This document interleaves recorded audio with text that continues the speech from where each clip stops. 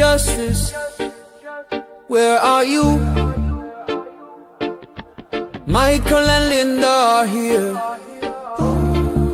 Love you, Linda. The world is justice. Will we ever find justice? The courthouse the other day in the hallway, you're singing Will "Oh we Happy know Day." justice when we see it? To be and Damila lead the way, hoping justice will win the day. Listener clues, finding justice where we can. Join us now, we're on the run. Justice is waiting, we'll see it done. And welcome to Justice Serve TV, our members-only little ditty today. Michael Bryant here. Of course, Linda Kenny Bodden today and tomorrow off on some special assignments. So we'll move through things today, and it's all about Karen Reed. But before we get to that, a couple of updates on a couple of other things. As you know, in the Providence case, the Brown University shooter case, they've not found the guy. They've released all of these videos, which strangely enough, I'm not promoting this, but I observed on their compilation of these Ring camera videos from various homes, they put their address on there. I'm not giving you my Ring camera video. If I have it, if you're going to out me, I mean, I don't know why they had to do that. They could have just put the street or even cross streets, something. And then they provided the map, which gave everybody context. Do you really need to have you had 123 Main Street? You know, I'm sure they're happy at those addresses that they've been outed. Anyway. So I started thinking, well, who best to give us a sense of what the law enforcement authorities, including FBI, are doing to find this guy? What are the options in this geolocation and the geofencing that was talked about? Well, any name come to mind? Michael Easter. He'll be coming on. I just finished wrapping this up with him, confirming. This guy's so good. He sends me a note, says, do you think, maybe some visual aids, some mapping? Or I said, dude, we'll take you. If you can spare the time and the resource and put together a little something that you think helps tell the story, great. We'll take it. So Monday, he will be on live 6 o'clock with us here at Justice Serve TV. That is just breaking news. And what was the other thing I wanted to mention? Luigi Mangione tonight at 6 o'clock. I'll mention it again before we wrap up. But tonight, as you know, the suspected shooter, Brian Thompson, the CEO for United Healthcare, he has been in suppression hearings for a week plus. I think this might be the 8th or 9th day. Today, they're dark. They're dark every Wednesday. They'll be back tomorrow. I'll be going tomorrow. But tonight, Serena Townsend will join. She's been all over this case. And we're going to talk about, what are they trying to avoid getting in front of a jury at some point? What are their chances of doing so? I kind of have an analytical discussion about each of these pieces of evidence and statements made by this alleged killer. And, we'll bat that about. One of the things I want to do tomorrow when I go is, it's going to be nice tomorrow. It's going to be like 50-ish. I mean, the snow we have outside, it's rapidly disappearing. And in the city, I guarantee it'll be nothing. Concrete surfaces, streets, they clean it up and the rest melts away. Today we're above freezing already, so it'll be nice. The point is, the cuckoos will be out there. And I want to talk to some of these people. Just have it explain to me, do you think he's innocent or you don't care if he's innocent? Which is what I think their answer is. We don't care if he's innocent. He's justified. Somehow, whatever outrage you have against the healthcare industry justifies murder. To me, that's a problem. It's a problem. And I know there's a certain percentage of people in the country that say, damn right, that's the way it should be. You're going to take lives through the healthcare system. We're taking your life. Anyway, I want to get that perspective, and then, of course, go into the courtroom and just kind of sniff around there and get a feel for the room, get some color, bring some color back for you, and we'll talk to Serena again tonight about that. There will be a part 2, but it may not be tomorrow night. It might be Friday because things are bubbling for tomorrow. That's all I can tell you at the moment, but there may be some things that happen tomorrow that preempt part 2, which will push then to Friday. And we don't expect the Luigi Mangione judge, Caro, I think his name is, to make a decision until January, until after the holidays anyway. So the suspense will continue, but we're all over it this week, and I think it's an important case. So now, Karen Reed, let me set this up for you and what we've got to look at here. We have a number of cases going on, as you know. We have the original civil wrongful death case filed by John O'Keefe's family, right? And then we have the other civil case which is basically a civil rights case based on defamation and conspiracy to blame Karen Reed for the death of John O'Keefe. That is a separate track, okay? That is brought by Karen Reed against the House defendants, as they've been identified. They don't like that name, by the way, because in their papers, they don't adopt that name. Those are the two things. One in Bristol County, one in Plymouth. We're going to talk about the one going on in Plymouth, the one that is further advanced, which, relatively speaking, ain't so advanced. The other one was removed to federal court.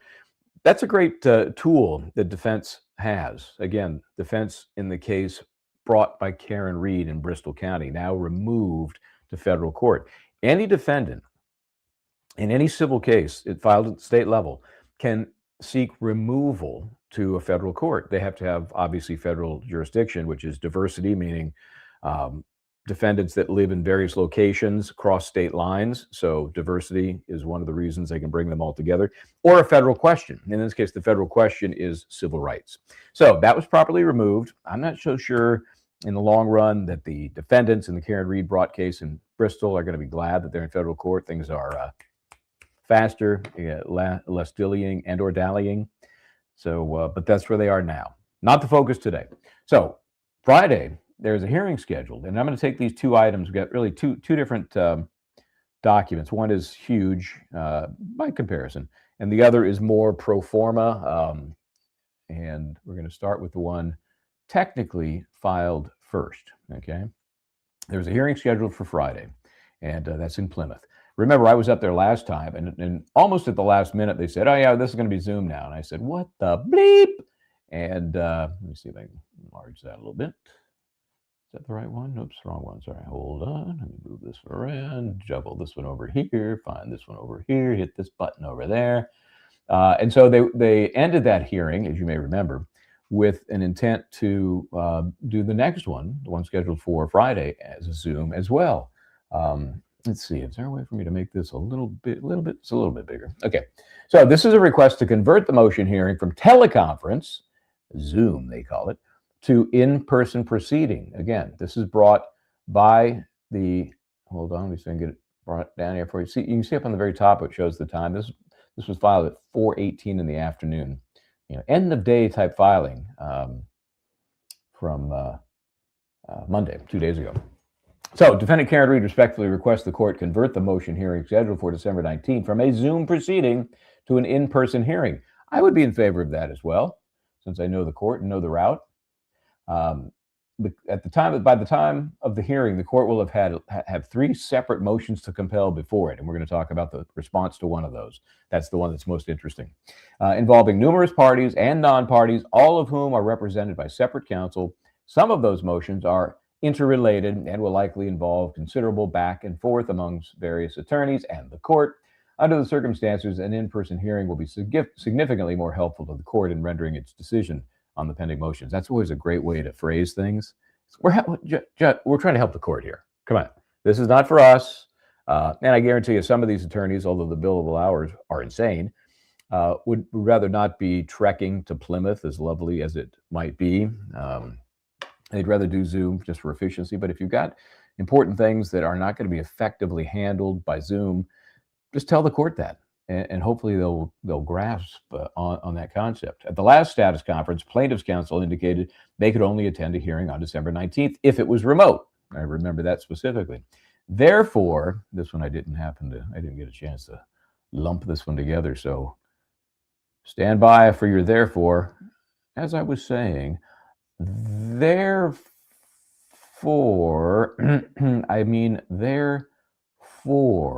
he's starting to tell the court. There we go. Therefore, have the court schedule the upcoming motion hearing in another date for purposes of converting to an in-person hearing. Prior to filing this request, also very important, Reed contacted counsel. Obviously, Karen Reed didn't pick up the phone. Hey, but through her attorneys, contacted counsel to all parties on December 12th. Okay, so a full week ahead of time, to ask if they assented and for their availability in the event the hearing needed to be rescheduled. Defendants Waterfall Bar and the, who else? I guess that's the only one listed. Yeah. Oh, and CNC Hospitality, which is McCarthy's bar. They indicated they do not oppose this request. If the court ultimately rescheduled the motion hearing currently scheduled for December 19th, Reed, Waterfall, CFM are available in person January 6th, 7th, and 9th. So giving the court some legitimate alternative dates, also a great idea. Have not heard the answer to this. It could come today, could come tomorrow. I would hope they don't obviously hold off till Friday. Well, I suppose if they're converting it from a Zoom on Friday to an in-person in January, you know, maybe there's no harm there, but what a pain in the ass. Come on, give everybody a break, Judge. Get a little bit of a little something here. And remember, this was filed at 4/18. Okay, so let me get rid of that. And while I'm doing this, I'll pull that up full. So you notice I put my Christmas ornament back on Bonesy back there. If you weren't here last night to listen to, I don't even think I reposted that as part of a clip. Maybe I should. But I mentioned that has been banned for my Christmas tree because my wife hates the song. It's motion activated, and you walk by the tree, and this thing would launch into rocking around the Christmas tree. But it's a little ornament up there that's semi-animated, and it says, "Hey, over here, up here on the tree," and then it goes into the song. I think it's just charming, but it's been banned. So Bonesy enjoys that now.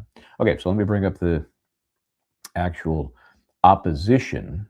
This is, again, the opposition of Karen Reed to the O'Keefe, etc. plaintiffs in that civil case. All right, and this is the one, again, in Plymouth.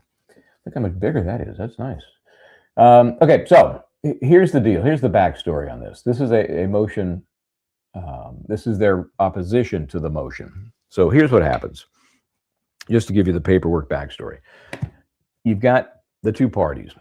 We're in the discovery phase, right? The parties have all answered or otherwise responded, so they are all within the jurisdiction of the court now. Complaint filed, answer filed, they're all in. Everybody's there. Now we move forward with discovery. Very first level of discovery are interrogatories. As I've said before, why we have to get so fancy schmancy. Interrogatory, obviously a derivation of the term interrogation. So maybe that's why. But the questions, simple questions. Form, sometimes, if you have things like motor vehicle accidents, there are form interrogatories. But when you have a special case like this, form ain't going to work. So they're all what we would call special interrogatories. They've asked, the plaintiffs, the O'Keefes, in their wrongful death action, have asked of Karen Reed, who killed John O'Keefe? Now, they do that because they want to know what information Karen Reed has to support her defense. This is the affirmative defense. Remember, they're the defendants. And in a civil case, even, you know, not as obvious as in a criminal case where burden of proof is much weightier in a criminal case, but you still have certain obligations as a defendant, right? And so in this case, a civil case, the defendant would ask these questions, this interrogatory, they have an obligation. They've got to respond. And so think about the question, who killed John O'Keefe? And we'll see it in its word-for-word form, but that's basically the question. She doesn't know that now. She doesn't have any idea. So when you're answering the question and your answer is basically, I don't know. We think it's one of the House defendants. Discovery is going to develop that as we move through this process. Well, that wasn't good enough for the plaintiffs, the O'Keefes.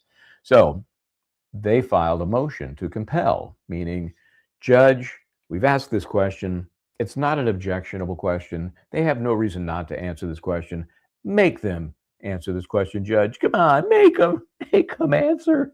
And then the defense would say, well, we did answer, or in this case, they said, we gave you a supplemental answer, which is also very normal. Here's the answer. There's some problem with it according to the party propounding it, in this case, the O'Keefes. Not what we want, not good enough. Give us more. And so to do that, they asked for, first they filed the motion, and that caused the Karen Reed team to file supplemental, right? To do in good faith their answer to more, okay? Now you have this motion by the defendants to oppose the motion because they're saying we already answered. We answered, they complained, we filed a supplemental answer, so the motion is moot. What do we need a motion for? Well, obviously, the O'Keefes don't agree with that because they still don't think they got the answer that they want. This is classic. It's got to get in front of the judge. The judge, in my opinion, should say, counsel for the O'Keefes, they don't have to know at this period of time who killed John O'Keefe. They may have their suspicions. They may have named House defendants that they believe are most involved, but they don't have to say it was Colonel Mustard in the drawing room with the candlestick. They don't have to do that at this point. That's what discovery is about. Of course, if the Massachusetts State Police or the Canton PD did any of that inspecting and investigating, maybe we wouldn't even be here. But don't get me started on that. So that's the nature of this document and where they're going. Defendant Karen Reed's opposition to what they call the now moot motion to compel further answer to plaintiff's single interrogatory. After plaintiffs served their motion, some of this I'll read entirely, some of it I'll highlight. After plaintiffs served their motion, Reed voluntarily supplemented her answer and added a more direct response about who Reed believes is responsible for John O'Keefe's death, which is what the interrogatory asks. That supplemental answer is attached as Exhibit 1. As a result, plaintiff's motion is now moot. So we're going to zoom ahead just to the motion itself is only about 10, 12 pages, not even that, 7. But the exhibits are massive, and we're just going to focus on some of that. So there's Exhibit 1 as referenced. And that, of course, is the actual answers given by Karen Reed to the O'Keefe family and their attorneys. And it says right there, supplemental answer. Let me see if I can highlight that. Can I highlight that? Oh, there we go. Supplemental answer. Okay, they've already answered. This is a supplemental answer after some back and forth informally. Identify each person whom you claim is responsible for the death of Joseph John O'Keefe III, and for each person state all facts forming the basis of your claim. So here's the supplemental response. Ms. Reed objects to this interrogatory as seeking information that is irrelevant to the subject matter involved in the pending action and therefore outside the scope of discovery. Now, why are they saying it's irrelevant? Because their claim, it's an affirmative defense, right? That she's that she didn't do it, right? They have to prove she did it. That's on them to prove she did it. Her defense is basically that these guys, if you think of her case in federal court now, that these guys conspired to hide all this information from her. So now they're trying to benefit from having hidden all this information from anybody, let alone the person they now say is responsible for the death of John O'Keefe. That's their responsibility. Ms. Reed is not required to identify specific persons who are responsible for Mr. O'Keefe's death. Ms. Reed also objects to this interrogatory, seeking information outside her knowledge and possession. Ms. Reed is not an investigator or police officer and is not otherwise responsible for or skilled in determining who is at fault for a person's death. Ms. Reed further objects to this interrogatory to the extent it seeks information subject to the attorney-client privilege. This is boilerplate BS at this point, or work product doctrine, or is posed solely for harassment and publicity purposes rather than to elicit legitimate discovery. Subject to, and without waiving these objections, this is always good, you state your objections up front, and then you say, but I'm a good guy, or a good woman in this case. And I'll give you what I can. Ms. Reed states, I was acquitted by a jury of all criminal charges relating to the death of John O'Keefe III after a full and public trial that exposed pervasive investigative misconduct and corruption. I did not cause and am not responsible for Mr. O'Keefe's death. I did not strike Mr. O'Keefe with my car. Mr. O'Keefe's wounds are inconsistent with being hit by a vehicle and consistent with being in a physical altercation and attacked by a dog. The credible evidence indicates that he was beaten inside the home at 34 Fairview Road in Canton, Massachusetts on the night of January 28, 29, 2022, and died as a result. The individuals inside the house during the time period surrounding Mr. O'Keefe's death also took actions that suggest wrongdoing, including tampering with, destroying, fabricating, and manipulating evidence, all in an effort to blame a direct blame towards me. The individuals and entities who had the responsibility to fully investigate the circumstances of Mr. O'Keefe's death failed to adhere to their duties, and instead ignored, destroyed, and failed to gather or investigate highly relevant evidence in and around the house at 34 Fairview Road. They did so because of their personal connections between the lead investigator and I have horrible allergies, and individuals within that house. as well as the occupants' connections to various local, state, and federal law enforcement agencies. The individuals in the house that night engaged in a concerted effort to direct the investigators' attention away from themselves and towards me instead. Based on the information and the evidence available to me, which is key, that's what we're talking about at this point in time, I believe that one or more of the occupants of the house at 34 Fairview Road, Canton, during the early morning hours of January 29, caused Mr. O'Keefe's death. However, as a result of the destruction and concealment of key evidence, the truth about what happened to Mr. O'Keefe has been deliberately obscured, and I do not know which specific individual or individuals within the house fatally wounded Mr. O'Keefe. So this is the supplemental answer to which the O'Keefes are now pressing for more. They are unreasonably suggesting that the Reed team should identify a person. I just can't imagine the court imposing any more onerous burden than this. The court should be saying the same thing. Counsel for the O'Keefes, we're just starting this. This is the first interrogatory proposed to either party. And you think this is going to be a fait accompli, that they're just going to say, here's the name. And then you're going to say, well, give us all the facts you have that support that. We're in that investigative stage. That's why it's called discovery. We're going to see if we can discover what it is they need. They may discover that the O'Keefe contingent and the House Democrats, the House defendants,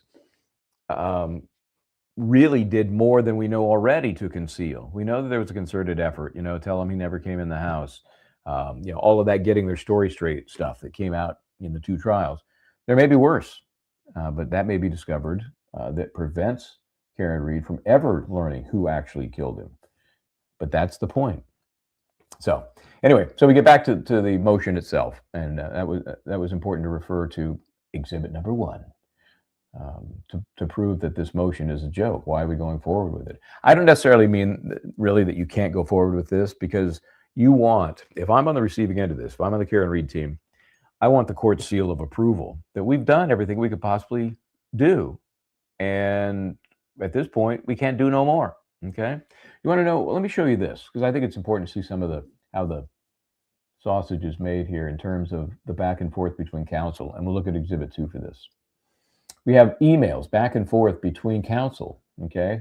There's Mr. Diller representing the plaintiffs, and Aaron Rosenberg, who is handling the discovery, it appears. Usually in a bigger firm, when I was in a giant firm, the first work you're doing is grunt work. That means, here's an example of grunt work: reviewing medical records. Dictating. I came away with it at least knowing, what ETOH means. If you read even one emergency room medical record, you'll learn what ETOH means. That's alcohol. So it will either say plus or minus ETOH. So one of the grunt jobs is page after page. It's like, oh God. I mean, stacks of medical records, which is going to be the case in any time there's a personal injury, whether it's a fender bender or a nuclear explosion. You're going to have medical records. Sometimes if you're on the defense, I was on the defense more often than not till I switched to the dark side, the plaintiff side. And you're looking for reasons like, hey, this guy's claiming that he can no longer walk, without a limp. And you find, medical records from 10 years ago where he broke his leg in a weird way and has limped ever since, and that your accident had nothing to do with it, or your nuclear plant blowing up had nothing to do with it.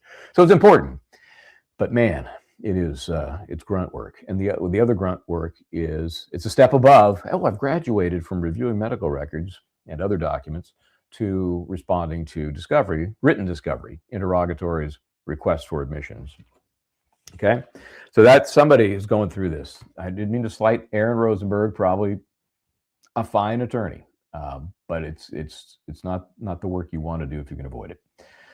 So let me see if I can get these in order, because we're looking at, these are all filed as exhibits. So I'm looking for the actual date of, okay, this is December 10 at 4:30. Okay, let's see which order they put these in. Okay, here's December 10 at 2. Okay, so let me go to the bottom, and then we'll just hit some of these just quickly, just to give you a sense of this back and forth that takes place, because a good philosophy, at least for me, is if you can't negotiate, you litigate. So there's also a rule, I think it's 9C there. In California, we have our own rule. Most jurisdictions do. You have a duty to meet and confer. Just an informal way to say, don't get the court involved unless you kids can't play nice, okay? We got other stuff to do. So this would be their attempt to meet and confer. There's the Diller Law Firm. Okay, here we are. Counsel, good afternoon. Attached, please find the following documents. Plaintiff's motion to compel further answers and a memorandum in support of that motion. Okay, so there's the first salvo. It's like we didn't get what we needed from those interrogatories, or one interrogatory, but so we're filing a motion. Mark. So now Mark is getting already a more personal letter than Aaron Rosenberg. He may not have been known to Mark Diller at the time as the guy handling this, but now he should know. Aaron Rosenberg is. In response to your motion to compel, and in order to resolve the dispute without the need for the court intervention, Reed agrees to supplement her answer to plaintiff's interrogatory. The supplemental answer is attached. So, and we've gone through all of that. So, hey, Aaron, thank you for your efforts to resolve the dispute. Unfortunately, PLF does not believe, and that's, is that one of the, or just plaintiff, I guess. That's a weird, I've never seen that before. Why would you, well, anyway. Unfortunately, plaintiff does not believe the proposed supplemental answer satisfies the concerns raised in our motion. Under the circumstances, we do not intend, let me get that, whoops, there it is. We do not intend, let's see if I can, is there an in-between here? There we go. We do not intend to withdraw the motion and do not agree that it is moot, given your supplemental answer. So the disagreement continues, right? So then we have back to Mark. Ms. Reed, I'm skipping to the good stuff. Ms. Reed intends to uncover in discovery whatever evidence exists to identify who that person is. And if she or any other party is able to do so, she will gladly further supplement her responses. But as of today, she has directly answered your question. If you believe that the supplemental answer is also insufficient, you need to confer with us, explain why, and if necessary, file a motion that explains why this supplemental answer, as opposed to the shorter initial answer, violates the rules. So they've got a technical objection here, which is they've responded to the first motion, which addressed their first answer. Well, now they've had a supplemental answer and no motion specifically addressing the supplemental answer. The goal here is really just to throw it in front of the court, but procedurally, you look better if if they were to withdraw that original motion. All they have to do is change a few words, bing, bang, bong, put her new supplemental answer in there, and then refile it. Now that means it's going to push, for a certain number of days, so that each side has notice and can respond, and then the court will hear it. So pushing this into January helps the plaintiff, really, because they won't have to be there standing in front of the court with their bleep in their hand saying, oh, well, yeah, we realized she responded to the first one, and this motion addresses that, and then she filed a supplemental, and our motion should have addressed the supplemental, but we didn't. They just look sloppy. So if they're smart, they will say, you're right, Judge, we agree to some of these new dates. But you'll notice in the agreement, it was not everybody that agreed. It was the Waterfall Bar and McCarthy's Bar. So, okay. Then, and this is lovely, Aaron says, we can still get along, but agree to disagree about certain matters. So, in other words, let's bring it on. We've done our meet and confer requirement, all right? And then Aaron says to Mark, just to be clear, are you refusing to confer with us pursuant to Rule 9C and explain your concerns with the supplemental answers to interrogatory that we served on Tuesday? Harumph. He's missing a harumph in there. So that was never responded to. So, okay, let's go back to the actual guts of the motion here. And thanks for joining, by the way. We're trying to do every week some members-only stuff. We think, you guys are nice enough to devote some of your hard-earned cash to what we do here, that we should be spending some time and effort to share with you, and that's what we're doing. Okay, so, this is where I think I titled today's little get-together, Karen Reed Pushes Back. Plaintiff's abuse of the rules, however, is not happenstance. Rather, plaintiff's insistence on filing a stale motion shows this for what it is, a misuse of this forum and the court's time as a mechanism to broadcast an extrajudicial and false narrative to the public. So this is one of the defense beliefs, is that the plaintiffs are just showboating, that they put these things out there, these motions, they become public, and their goal is to to shit upon Karen Reed and get out there in the public whatever they can. And I'm not going to say that the defense doesn't do the same. In general, both sides are well known to use whatever forum, mainstream media or the more important online media, to get their point across. It happens all the time. This is a case that I would be shocked if it ever went to trial. So tainting a jury is not an issue.